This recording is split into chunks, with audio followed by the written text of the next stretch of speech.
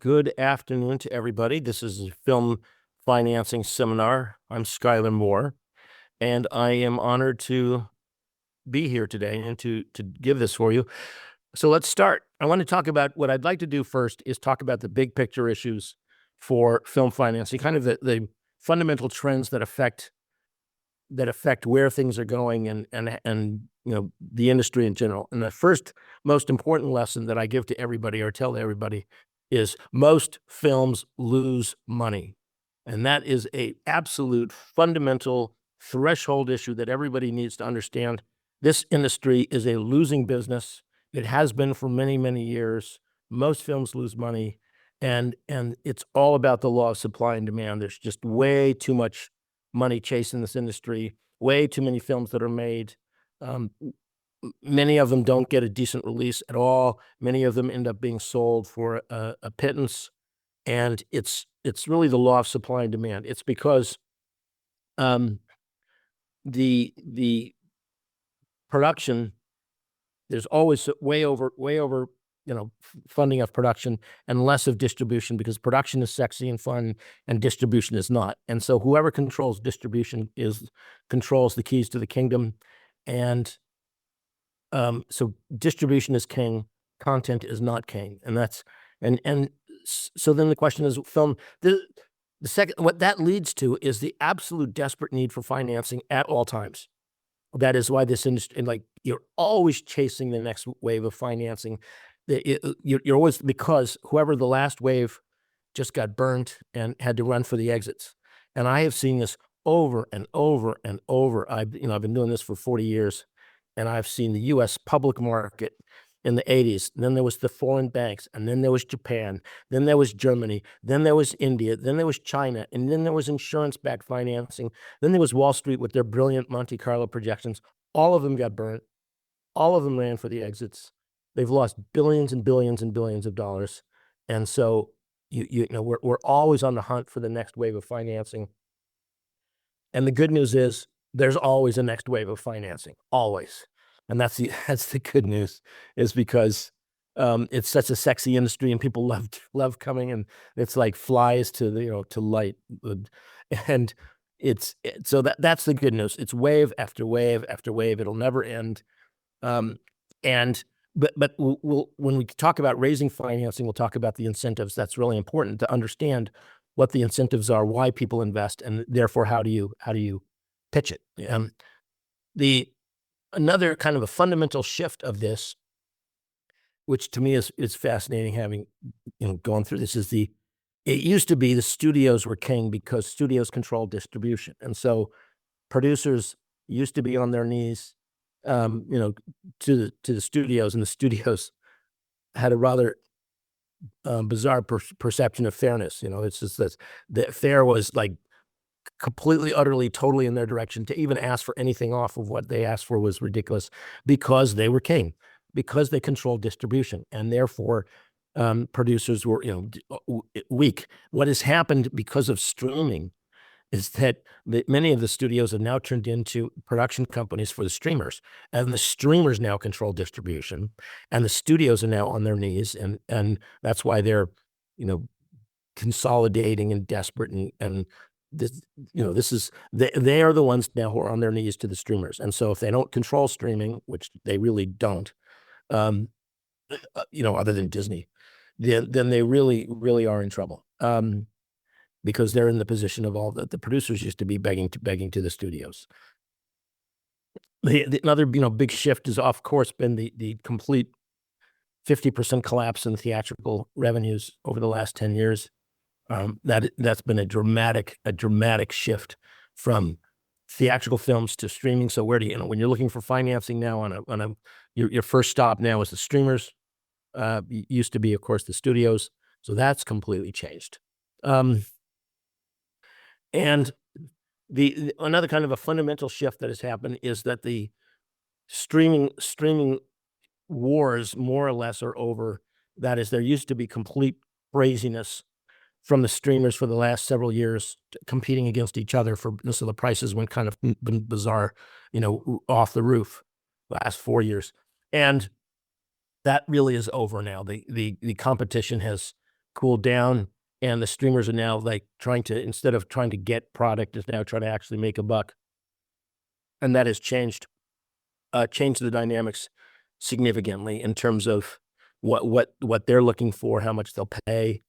And we've now come kind of like full circle, which I'll talk about later, about Netflix now trying to go to a back end model. And so as we talk through the financing, you'll see that these themes keep popping up. Hopefully you'll see what's happening. The first thing I want to talk about is for film financing is equity. Somebody who puts in risk money, not a loan. They're taking a share of profits. They're investing early, or they're investing during production. That is that is often the hardest money to find. But it really separates the winners from the losers. If you can get equity, you are 100 miles ahead of everybody that doesn't have it. Because otherwise, with equity, you can do development, you can hire, you can do pre-production, you can get all the way through the magic day of commencement of principal photography, and even beyond that, of course, if you've got equity to go. Whereas if you don't have equity, you really are stymied. You can't pay or play an actor. You can't put up the deposit with the agents in escrow, which they want. You can't pay for pre-production because even if you pre-sell a film, you don't have money for pre-production. So you need equity. Where do you go? How do you get equity? My experience is it's just contacts, starting with friends and family. Who do you know? Who do they know? Who does everybody? And then just working your way up, calling people, asking for further introductions. I had one client that clawed his way up and ended up with Gaddafi. Yeah, actually, right before the Great Fall, he actually got like $10 million from Gaddafi, and then we were about to get on an airplane to go get 80 million, and then Gaddafi got kiboshed. How did he do it?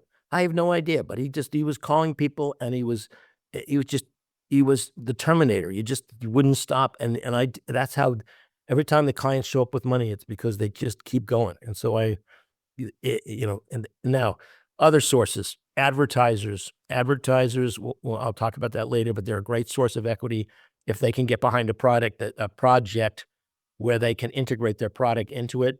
That's been great. Finders, there are people that can make introductions, and they often want a fee. And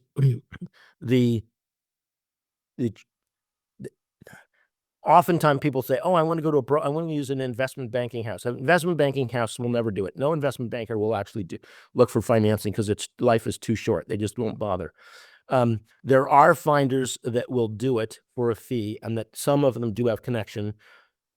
And what you have to look out for is the SEC position is that their position is that you can't use finders for a fee, period. That if a finder is paid, they have to be a registered investment broker, and they never are, and therefore you can't do it. The case law, however, is more lenient and says as long as the finder just introduces an investor and doesn't pitch the project, then it's okay.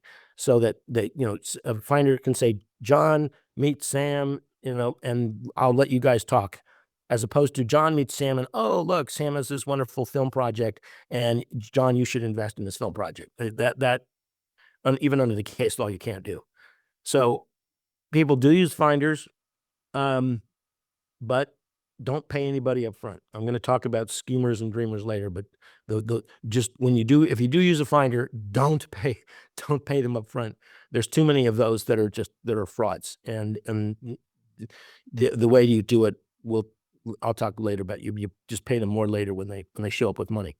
There are crowdfunding sites as well that purport to be able to raise equity. The one warning I would say to them is don't pay anything up front to the crowdfunding. If they're looking for money up front, don't do it. It should only get paid on success. And if they do it, you've got to make sure that they're only going to accredited investors due to the securities laws. And we'll talk about that. I'm going to touch on the securities laws in a bit. What are when you're looking for investors, and again, who investors could be, they can be like family offices, they can be rich people, they can be. There are some venture capital funds every now and then that invest in you know. So however you end up with it, what are the incentives? The last thing you want to pitch is the wonderful economics of the industry, because it sucks. And if they're smart, if they look, they'll know that the industry loses money, and so they always want the fantasy, of course, that they'll make money. That's wonderful, but that's kind of the gravy at the end. What you want to pitch is, number one and most important, credits. They love credits. I mean, sometimes I feel like I'm just brokering credits on a film. For like for a big picture, I can sell a main title EP credit for $5 million. I'm like, seriously, that's what and sometimes, oh, well, you're gonna get co-production credit, it's $3 million or something. So they love credits. EP in the higher, executive producer, co-producer, associate producer. If you have to go to the end credits, fine, then you go to the end credits, but boy, do they love credits. They love to be able to visit the set. They absolutely adore being able to go to the set. They love going to the premiere. They love going to the after parties. So you pitch the sexiness of the industry. Oh, look, you're going to get to go to the set, and you're going to get to go to the party. And bizarrely, that actually sells. And then, oh, maybe we'll make some money. Hopefully. Haha. And but what you don't do, and I never do, is boring projections. I never would lead with like boring projections, because nobody reads them, no one understands them, no one cares. That's not why they're investing in the industry. And the projections, by the way, are always wrong. And the problem with, like, when I do a private placement offering to the industry, to investors, I never ever include projections, even like a summary projection. We think we'll make X. I don't even, and the reason why is because if you do that, you're going to end up with me on the stand representing a plaintiff, as the expert witness for a plaintiff, saying, what are you doing projecting profits in an industry where the average loses money? Like, if you were doing honest projections, it would run at a loss. So that's, one reason not to do that, because you have to disclose true facts, not made up facts. Let's talk about the structure of the investments. What drives me absolutely crazy in this industry is that the absolute vast majority of these deals is done as investment contracts. It's done as basically an unsecured contractual obligation to pay some share of net profits. And I don't know why this is so prevalent in this industry. It's in no other industry. No one else does this. It's always done as a membership interest in an LLC, every now and then stock in a corporation. But an equity investment should be represented by an equity instrument. And an equity instrument is either partnership interest, membership interest in an LLC, stock in a corporation. And it's very important for a number of reasons. One is so that you know what the rules are, because there's a whole set of default rules as to what the rules are for, membership interest in an LLC by law, whereas there's very little guidance on what these unsecured contractual obligations are. For example, just to pick one easy example, the IRS says that if you use an investment contract, that the producer that gets the money is taxable on receipt, because it's not an equity investment for tax purposes. And so there's there's cases that have held the same thing, that because if you structure it as a contract, the producer that receives the money is deemed to have sold future profits, and that's taxable. Whereas had you done it as an LLC, it wouldn't be taxable. And then similarly, the investor in an LLC clearly gets to deduct it if there's a loss, or if there's deductible expenses, they get to deduct it. Whereas under a contract, they don't get to deduct it, because they're not an owner of the LLC. They're not an owner of the film. It's not clear what happens with their investment. It might be that they don't get any deduction at all until the end, and then it could be a capital loss. So so again, and I would make the same. I can make arguments on the state law. What are the ambiguities? It's just don't do don't do these as contracts. Like, what is wrong with people that they can't, do an LLC and a membership? It's so easy, but it's this industry. Anyway, this aspect just drives me crazy. Next, every time that you are raising equity, whether it's from your mom or you're an investment bank or from whoever you're getting it from, you are issuing a securities. And you have to be aware, you'll be cognizant of the securities laws, and you have to make sure that you comply with them. And in particular, you have to find what's an exemption from registration, because basically the way the securities laws work is that you either have to register it or you have to have an exemption, and registration is impossible. So you have to qualify for an exemption.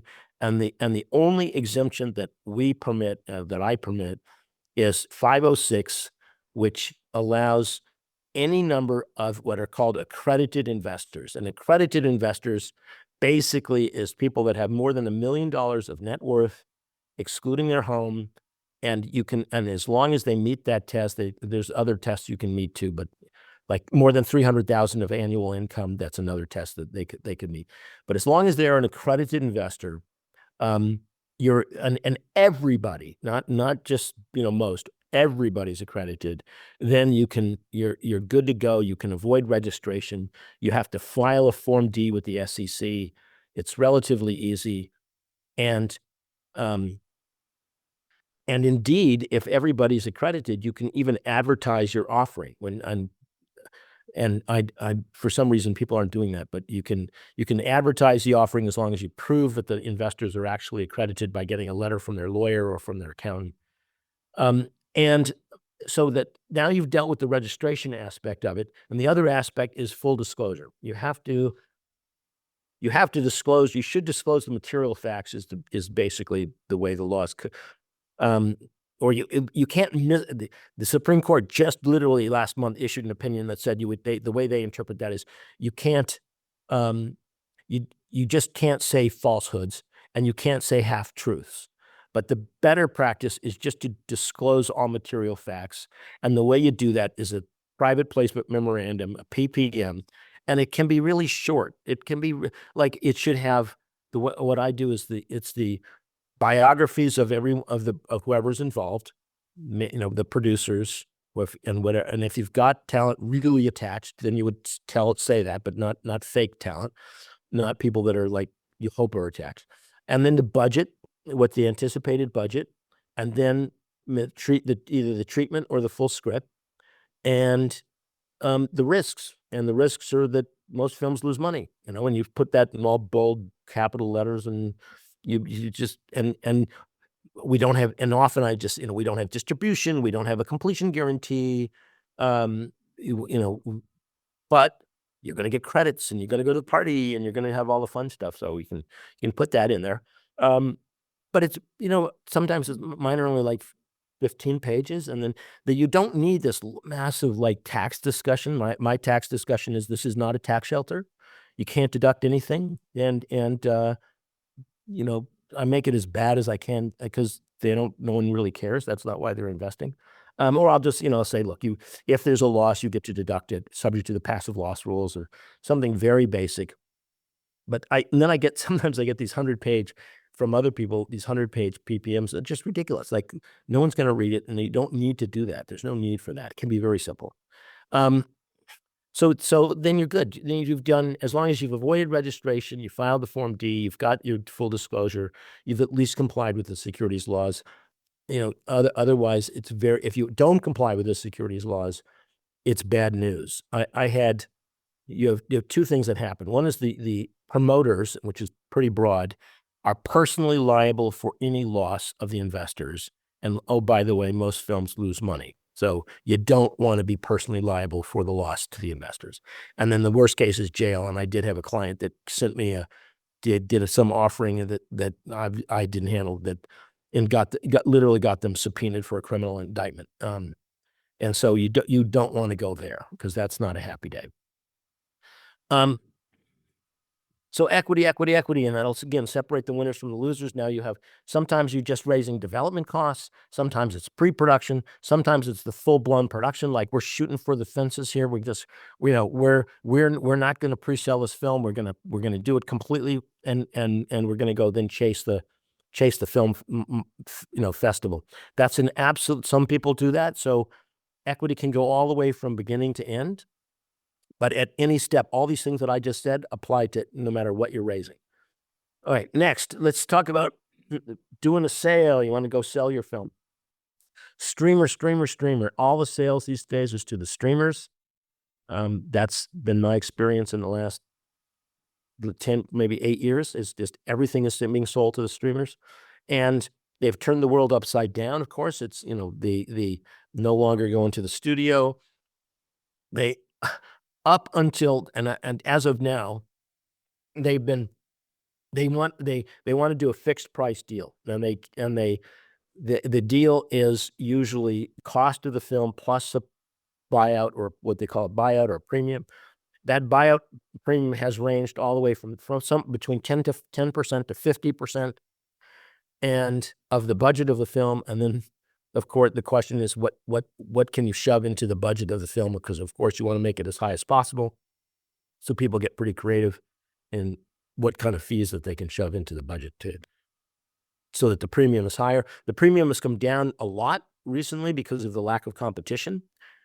It's recently been like down to 10%.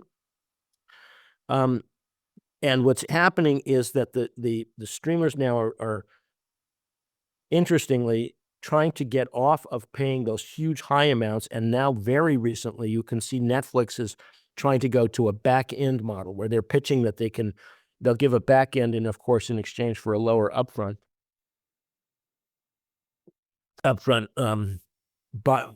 fee.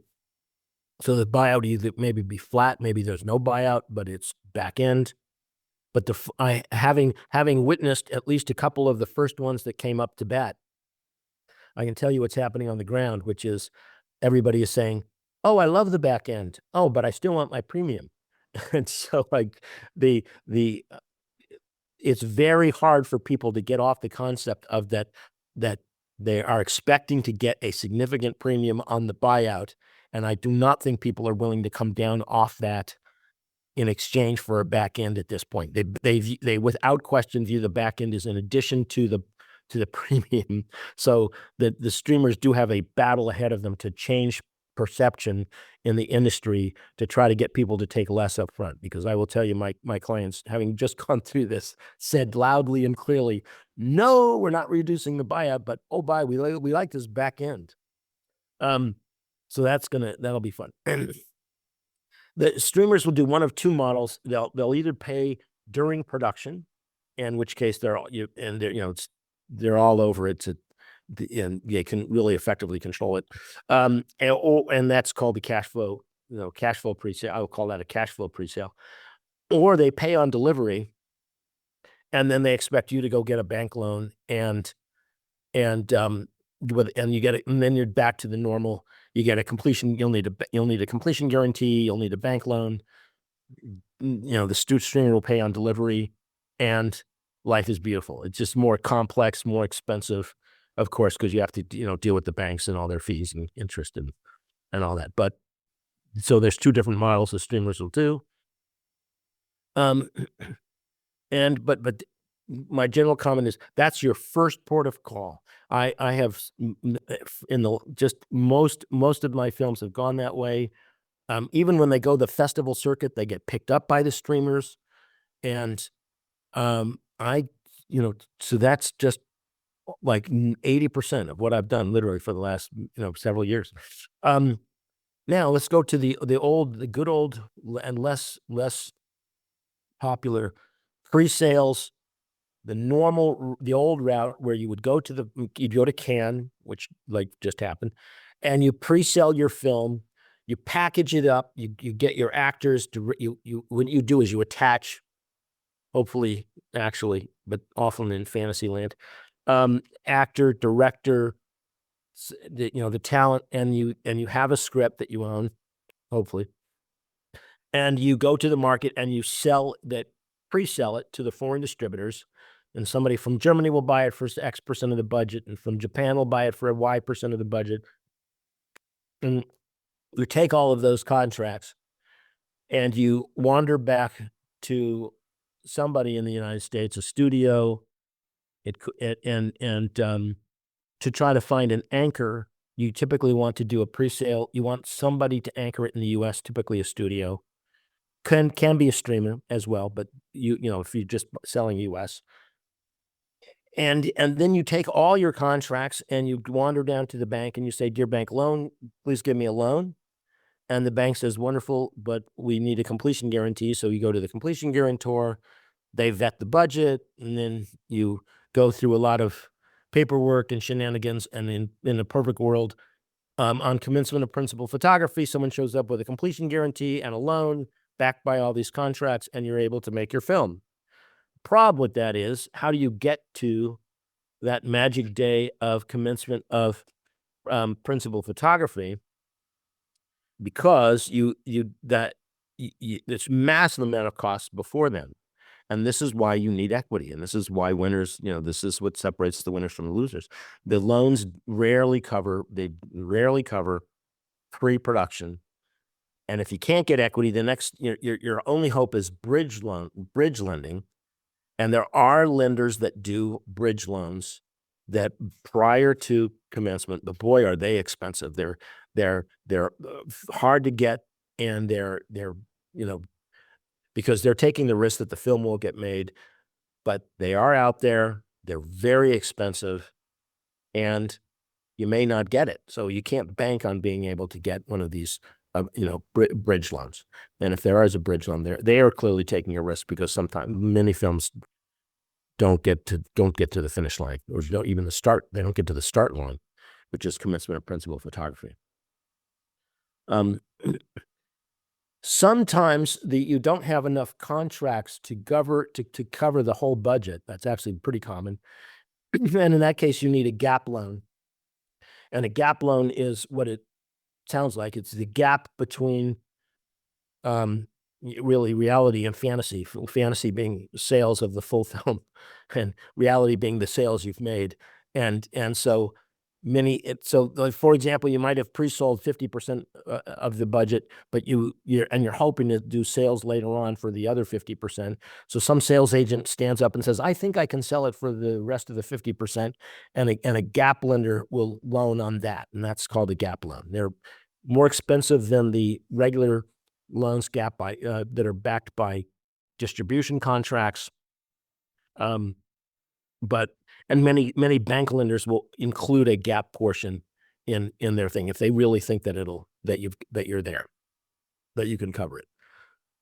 So that's been by the pre-sales in my world was the way we went we did it for 30 years. That's how it worked. And then in the last 10 years, it's become a trickle because of the sale to the streamers. I have seen a few recently that I've done, because Cannes seemed to be back again this year for the first time in several years.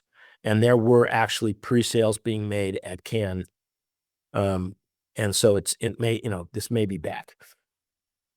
Another thing that is back, which is interesting, that I'm doing right now, is another way to raise financing for a film is to go to various foreign distributors and say, don't just pre-buy your territory, but in addition, put in equity for the film, and all of you combine like you become partners in effectively a partnership to make this film, and putting in additional capital as equity in the film. And the reason why the foreign distributors are willing to do that is because they want big budget films, and they want to get them away from the studios and the streamers. And the only way they can do that is by putting up more money. And second, they spread their risk. Now, it's not just their home territory. Their risk is spread over worldwide, because they get a worldwide share of profits. And so I used to do these a lot,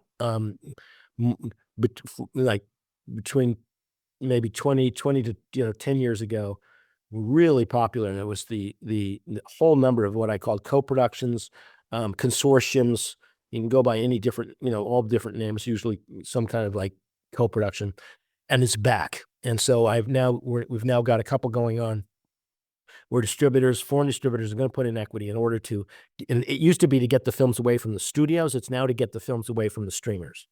And so that is a possible way to do financing. They're rather tricky, though, I will tell you that, because the tax implications of a partnership among a number of foreign distributors, it can get pretty hairy, but it's doable. It is doable.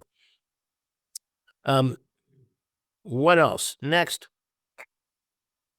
let's talk about local production subsidies. There are local production. This is a huge source of financing. There is state first of all, in the various states in the United States, many of the states encourage local production by giving subsidies based on either the total budget, a percentage of the total budget if you shoot there, or a percentage of the local spend. And so you have to look carefully, and when you hear a percentage like Georgia's X percent and Louisiana is Y percent, you can't just look at that. You have to say X and Y of what? Is it of the total budget or is it of the local spend? Because it has a very different results. And foreign countries have a similar subsidies too for local production. Various foreign countries have, from Canada, Australia, Germany. In Europe, there's things called European co-productions where it's very similar. And these usually come in one of two flavors. They typically come as they give you money. They're either assignable or they're not assignable. And if they're assignable, what you do is you get credits that you then go and sell somewhere else, and somebody pays you for the credits and they go get a reduction of their own taxes. Or they're not assignable and you have to offset it against your own taxes, which is like California has a system that is other than a very limited subset, California's is not assignable. And so it's fantastic for the studios because they do pay taxes and they can use it as a credit against their own taxes. But California's credit system is really not viable for the independents.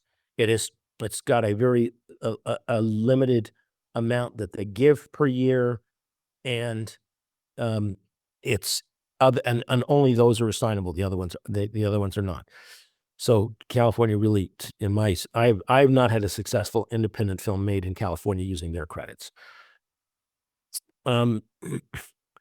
As if I can just berate for a bit on this whole concept of these local subsidies for the states, it is without question the dumbest policy judgment of all time for states to be giving subsidies for local production. It is beyond stupid, because the theory, what they do is they always get some accounting firm to say, oh, look at the multiplier effect, because if you give $100 to these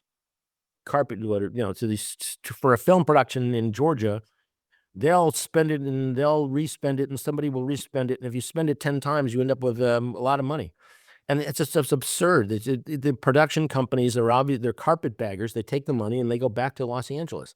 They don't spend it in Georgia. And what you're doing is you're taking money out of the local taxpayers' pockets, who would be spending in the local area, and they would be recycling. And so, but you're taking it out of there and giving it to truly to carpetbaggers that leave.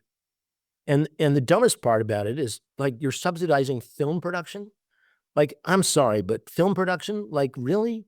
When you've got homeless and you've got, you could get education and health and hospitals and government service, anything, but like film, like, what is so wonderful about film production anyway? I digress, but I just think it's absurd.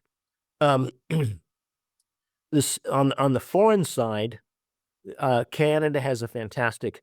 It's also way cheaper production, and they have subsidies. I have a client that's very successful making films just nonstop like made for television films in Canada, and at half the cost of the U.S. when you combine the subsidies and the savings. In Europe, you've got a quota system that is effectively increases the prices for films that are made in the EU countries, and if you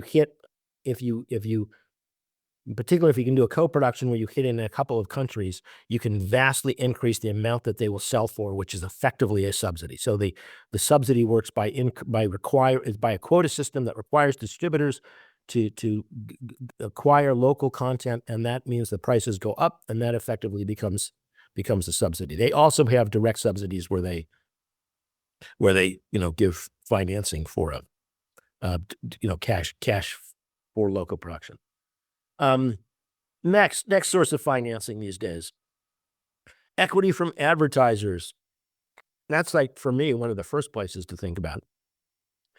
If you look at the Barbie film in particular, let's just, think about that from an advertiser's perspective. What a home run. You get money, your toy sales go crazy. You also have the opportunity for profits from the film. You've got Lego that was wildly successful, Transformers. I mean, you've got incredible opportunities for advertising. So I have had now. Usually, advertisers contribute the rights. Excuse me, whatever the property is. They don't typically put in money, but some did. I had a film called a trilogy called Goal, which is a soccer trilogy, and Adidas put in literally the entire budget for the 3 films, and it got to $100 million. And I mean, hard cash, equity investment, and it was just fantastic. So we had, take Goal, for example, we agreed that we would have a certain level of, you would see either the players they sponsored, or their shoes, or someone wearing their shirt, or in the background of the soccer thing. So you can integrate the product, or Barbie, just make it the movie is the Barbie. And so equity from advertisers, I've done it with a number, all different kinds of, companies from, anyway, all different kinds. The one problem you have to look out for is that sometimes they want to turn the film into like one big advertisement, and you have to save them from themselves and say, look, if you do that, no one's going to watch it. And that becomes a very real problem. That it's often when the product isn't a bar, when you're trying to integrate a product, take anything like laundry soap, and you obviously don't want it to turn into a laundry soap commercial, but they want laundry soap to appear somewhere in the commercial, and they're willing to pay for it, and you just have to kind of walk them back from turning it into a big commercial. It's the one warning I would give to everybody. Next, more fun financing, as I hear it all the time. Oh, Section 181. Section 181 is not a great source of financing. No, it's not a great source of financing. It just doesn't work. It really doesn't.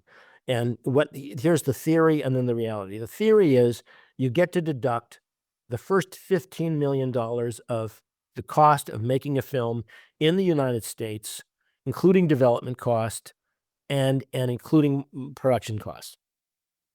Isn't that wonderful? But it's not a credit. The $15 million is a deduction against your taxes. Deduction against your income. It's not a credit, so you don't go and offset your taxes dollar for dollar. It's like if you lose the money, just for starters, you've lost your money. So it's like giving $100 to charity. Maybe it's not as painful as it would otherwise be because you get a 50% deduction against your taxes, but you're still out $50. If you do $100 on a 181 and you lose it, all right, so you maybe get to deduct it, but you still lost the 50. It's not, so that's kind of one myth. Second, and the biggest problem is that it's what's called a passive loss, which is it's not, for most individual investors, it's only deductible against passive income, and most people passive income is not what you think. It's not dividends and interest. It's a very limited subset that basically is limited to income from real property, and a couple of other small categories. But for most people, if they have it at all, it's from real property. Well, if you have real property, number one is real property is the biggest tax shelter of all. So usually they have too many deductions. They don't have income. And second, if they're smart enough to be investing in real property, they're not dumb enough to invest in films. And so that you narrow down significantly people who give a hoot about 181. And then even if they've got, so now even if you found your investors with passive income that can offset this, the deductions against their passive income, it's like no big deal but you get to deduct during production, wonderful, but on release of the film, in most cases, that's when the income comes back. And so at most, it is a 1-year deferral. At absolute most, it's a 1-year deferral. And it's like big deal. Like really, like a 1-year deferral is like so wonderful. You're not going to raise financing off that. No one's going to write home to their mother and say, "Oh my God, I got a 1-year deferral." With that said, there are 2 companies out there that are pitching 181, and they are absolutely committing outright fraud. All right, just there's no question about it. So if you hear the 181, if you hear a leveraged 181 deal, I know who they are that are doing it, and I can tell you without question they're committing fraud. Now, if you're the producer and somebody's offering you 181 giving you money from 181, the way to play it is don't ask any questions, because you don't want to. Aiding and abetting requires knowledge and assistance. So the last thing you want to do is start asking questions, and you let them go commit their fraud. And they will actually sometimes show up with real money, and take the money. But the one thing, if you are going to take the money, make absolutely sure that the rights are coming back to you right then and there, that there's a loop, that the rights are coming back, and let them go commit their fraud, and you get the money, and make sure that you get the rights back, because the paperwork is really ugly and often doesn't connect the loop. And so you can end up, you've got some money, but you lose the rights, and you don't want that to happen. So if you are going to take money from them, don't ask questions, make sure you get the rights back. If you're being asked to invest in them, forget about it, man. That's just, I mean, if somebody comes to you and says, "Oh, I can have a 181 and you're going to deduct 4 times your investment," run, because it's absolute nonsense. It's absolute fraud, and they will get hammered. And prior ones that did this did get hammered. It's just a matter of time. I would say the exact same thing for Section 168K, and what that says is you can deduct the full cost of the film with not a $15 million limit on when the film is released to the public, if it's made in the United States. So if you've got a film produced in the U.S. and you release it, and so every now and then instead of 181, I'll hear 168K, and there's 2 problems with that. One is it's being phased out. It's now you can only deduct in 2024 only 60% of the cost of the film, not the 100%, which it used to be a couple of years ago. And it's got the same problems as 181, which is it's a passive loss, and it's and usually on the date of release usually is the date you get income. So usually it's a wash. So if you've pre-sold it, or you sold it to a studio, or you delivered it to to a streamer, they're paying you right up front, and or on delivery or on release particularly, and so you have a deduction and it offsets. It's the same as like 181. It's a 1-year deferral, like at that. And for 168K, it's not even a 1 year. It's like a nothing deferral. It's like the same date. So forget about it. Next, quasi source of financing. Schemers and dreamers. I've just got to warn you about schemers and dreamers. They're all over the place. And let's start with the dreamers. All right. The dreamers are people that honest to God believe that they can raise bazillions of dollars from some, and then, usually you'll hear like, oh, I've got this and that, and then I know somebody who knows somebody, and we're going to leverage up something or other, and we're going to sell cookies in Europe and raise gold bars, and then we'll come back to you. It's like, and they really believe it, and so they're not asking for money up front, and they waste your time, and boy, I have had clients that actually commence principal photography relying on dreamers, and that is just a disaster, of course. I mean, because it'll fall, they don't come through, you'll fall apart, and you'll look like you've got mud on your face, and you're the one taking the hit. So you got to vet these people. You've got to ask the tough questions, and they will always tell you, "Oh, you're being so rude, Sky. How dare you ask for bank statements? Like, how, you don't trust us, and you don't whatever. Our investors will be insulted if you ask them whatever, or it's confidential. I can't do that. It's private. It's confidential. Baloney. Just press, press, press. Get what have you done? What have you closed? Where are your investors? Tell me just do the normal due diligence that you would, and don't be put off by this nonsense of it's confidential and it's this and you're insulting them. I'm glad to insult them because they're all over the place. These damn dreamers are just like, they breed like rabbits, man. There's just so many of them. So anyway, all you got to do is due diligence, due diligence, due diligence. Then the next one, the schemers. Oh God, the schemers, man. They'd come by every imaginable flavor, every imaginable way, and it always, always boils down to you give them some money now, and they're magically going to show up with a whole lot of money later on. It always boils down to that, and I've seen it as low as $400, and then up to several million, and they walk and talk a good game.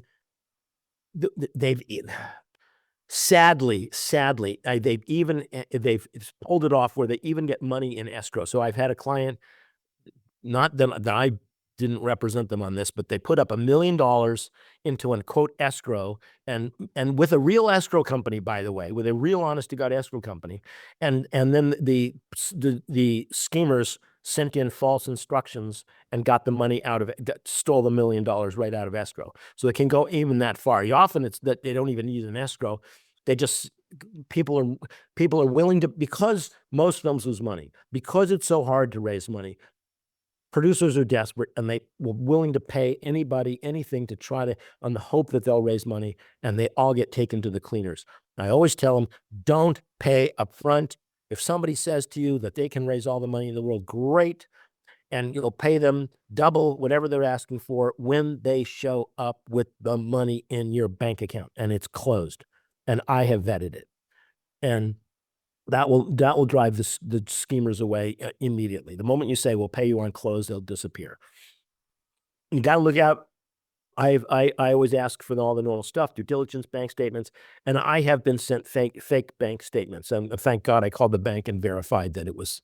I found out that they were fraud. And I mean, you've got to look hard, and the games come in all different flavors. Oh, I've got all this money, but it's locked up in a trust. If you can loan me this, I can release all of it. Or often you'll hear, I've got, and if you put money here, you'll be in an escrow there, and it will release. We can leverage it up, and then we can come back with more money. It's always some kind of leveraged, like mousetrap game. You put money here, and all kind of things happen, and somebody shows up with more money. So don't do that. Don't do that. I always say the real trick to film financing is I've got clients that just don't stop, and they're the Terminator. I mean, again, the one that could raise money from Gaddafi. I've got one client that's just been unbelievably successful in selling films, but they effectively stand in the middle and broker deals, get people to get the rights, and then they have relationships with the studios. Another thing important, I should mention this. All the streamers and studios have people that I call the anointed ones that they will listen to, and fortunately, I have clients that are the anointed ones. Partner with them. If you're not an anointed one, and you're trying to get traction at a studio or a streamer, all you got to do is figure out who are the anointed ones for your type of content at that particular studio or streamer. For example, if you've got a horror film, all you have to do is look at the credits on the horror films that are playing, on the recent horror films that are playing on that streamer, to see who are the anointed ones for horror for that streamer, or if whatever it is. You can pick out the producers really fast looking at the credits on the recent films. Partner with those people, give them half your joint, tenants in common, joint ownership of the project. Be happy if they'll do it, because those people, the agents will take their calls, the studios and the streamers will take their calls, and it's unbelievable what they can get done. I mean, they and that people that don't, aren't an anointed one can't get done. So, be glad if somebody will partner with you and take half. You give them half ownership. Absolutely, that's the best way to go. So again, to the final few thoughts. I always tell clients, Churchill's refrain was never give in, never give in, never, never, never. There's always new financing coming in. You can always find a way. You can always, if you just, don't give up and keep plugging, and just keep plugging. Speaking of plugs, let me give you a plug for a few things. One is my background is I'm a partner at Greenberg Glusker. I am the author of a book called The Biz, and with luck, I'm going to be able to share my screen and show that it's a very popular book. It's up to its 6th edition, and it's sold like 50,000 copies. It's pretty widely used in Hollywood. So let me see if I can do that. There it is. It's on Amazon, and it covers everything I've talked about today and a whole lot more. So I'd strongly recommend it if anybody that's interested in that. I also have a YouTube channel. If you search my name under Sky Moore, SKY Moore Attorney, and The Biz, I think if you put in The Biz, you'll find I have a whole course that I used to teach at the UCLA Law School and the UCLA Business School that I effectively recorded, or did it separately, put it online. So it covers everything in the world, A to Z for films. And I have a monthly Forbes column that's I cover everything that's going on, whatever is happening recently. And I have a newsletter, and if you're interested in the newsletter, you just pop me an email that says "add," the word "add," and I will add you to the newsletter. And it's just, my email is smoore@ggfirm.com. Again, SMOORE@ggfirm.com. And so you can easily follow me and get hold of my emails from that. And so with that, I am glad to take questions. And I see Q&A, and I also see something under chat.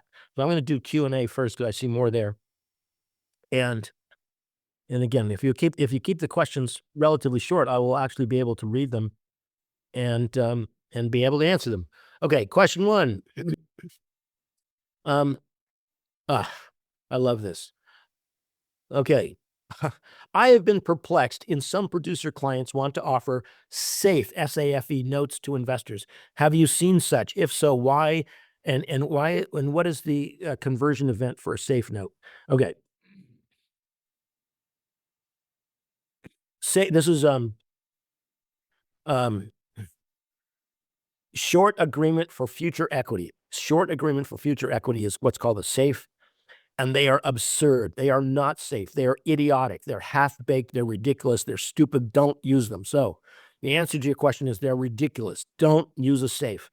What a SAFE is it's like, it's equivalent of a Hollywood term sheet, deal memo, napkin deal, which are, again, half-baked, ambiguous. There's no reason why you shouldn't go to whatever the final agreement is. And the final agreement can be short. It can be, but it should be comprehensive. All you have to think about is for any deal, is money in, money out, and control. And if you cover those issues and you think about the default rules and you do it correctly, you can be covered. But don't use a safe. A safe is saying, at some point I'll give you something, but it's not clear what it is for tax purposes. It's not clear what it is for corporate purposes, and it's not clear what you're going to finally get. So the answer to your question, the conversion is supposedly the first funding of the entity, but you don't control that. You don't know really what you're getting. Okay, next. What are your thoughts on equity crowdfunding sites that try to standardize the investment process? I don't like the crowdfunding sites. I'm sorry, I'm just not a fan of them. They often ask for money up front.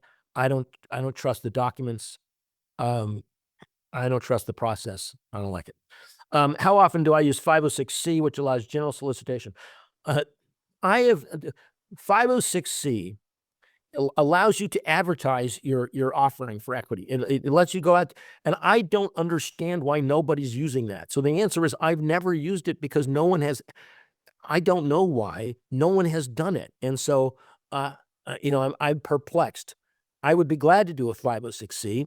I don't see why people aren't advertising, but I haven't seen it. Are finders that aren't SEC licensed brokers legal? And if so, I think I've answered that one, which is the SEC says finders that get paid a fee are not legal at all. The case law has said as long as they don't pitch the product, then you're okay. So I tell clients it's okay to use finders as long as they don't pitch it. As long as they literally just make the introduction, I try to stay within the case law. Okay, a couple of questions. I touched on 506, not 504 yet. I don't use 504. Caution, Ray, who you take on an equity? Yeah. Okay. I don't do 504. I only do 506. I like accredited investors, and just too many. If you go out, this is obviously a lawyer discussion, but if you do 504, you got to comply with state law. And if you make one, you run into problems. I don't want to be in a litigation with a widow and orphan on a 504. I'd rather be in a litigation with an accredited investor that's a big boy that can afford losing their money. So that's the short answer to that. Okay, advertisers. Oh, no, someone's already doing. How much money can I get? I got 100%. Oh, I got $100 million from Adidas for goal. It ranges the board. So Anne Marie Gillen, the answer is nice to see you. Hear you. It ranges the board. From zero to, go use the rights to literally the full budget, which was a happy day. Are streamers only buying worldwide, or can you retain streamers? They prefer worldwide. They will even step on. I've had to undo foreign deals several times now for the streamers because they want worldwide. So I've sold foreign, then got a streamer sale that said, we don't care about your foreign. Go get rid of it. Even in territory, bizarrely, that they don't own, like China, they made me unwind even territories because they just want to theoretically own worldwide if and when it ever comes up. But yes, you can do streamer deals on a domestic only deal.